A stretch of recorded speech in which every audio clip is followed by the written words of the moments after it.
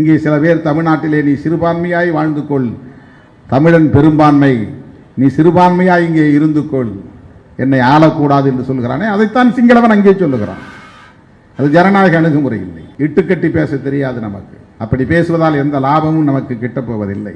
ஈழ விடுதலையை ஆதரிப்பதால் ஒரு ஓட்டு கூட கூடுதலாக விழப்போவதில்லை. அப்படி விழுந்ததும் இல்லை.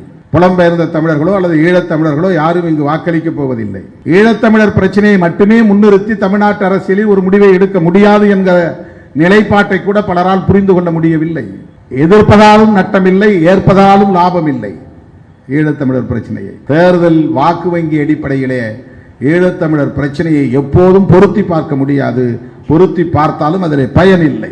ஆனால் அதை கருணாநிதிக்கு எதிராக, திமுகவுக்கு எதிராக, திமுக கூட்டணிக்கு எதிராக, சிறுத்தைகளுக்கு எதிராக பேசுவோருக்கு லாபம் இருக்கிறது. அதனால் ஈழத்தமிழர்களுக்கு ஒரு கடுகளவும் பயனில்லை. எவனும் நம்மை விமர்சித்து விட்டு போகட்டும், அதை புறந்தள்ளுவோம். 2009க்கு பிறகு பிறந்தவர்கள் பேசுகிற அரசியலை பொருட்படுத்த வேண்டாம், அதையும் புறந்தள்ளுவோம். ராஜபக்சேவை சந்தித்தோம், அவர் கொடுத்த பரிசு பொருளை வாங்கி வந்தோம்.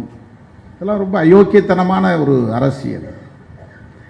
அதாவது ஈழத்தமிழர்களின் உண்மையான பரிமாணத்தை இளம் தலைமுறையினருக்கு சொல்லாமல் இதை சொல்லி ஆதாயம் தேடுகிற அற்பர்கள்.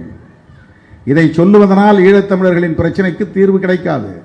ஆனால் இங்கே அரசியல் செய்பவர்களுக்கு லாபம் கிடைக்கும். இத்தனை ஆண்டுகள் கடந்த நிலையிலும் இதுவரையில் ராஜபக்சேவை குற்றவாளி கூண்டில் நிறுத்த முடியவில்லையே. என்ன காரணம்? என்ன காரணம் என்றால் நீ செய்கிற அரசியல் லட்சணம் தான் அதற்கு காரணம். நீ பேச வேண்டிய இடத்தில் பேசாமல், பேச வேண்டிய அரசியலை பேசாமல், அற்ப அரசியல் ஆதாயத்திற்காக அதை தமிழ்நாட்டுக்குள்ளே முடக்கி வைத்து கருணாநிதிக்குள்ளே சுருக்கி வைத்து பேசுகிற அந்த அரசியல் தான் காரணம். 2009க்கு பிறகு வந்து வேடிக்கை பார்த்து கொண்டிருந்தவர்களை இன்றைக்கு அதற்காகவே புறப்படுத்தவர்கள் என்பதைப் போல ஈழத்தமிழர்கள் நினைப்பது அவர்களின் நிலை பரிதாபத்திற்குரியது.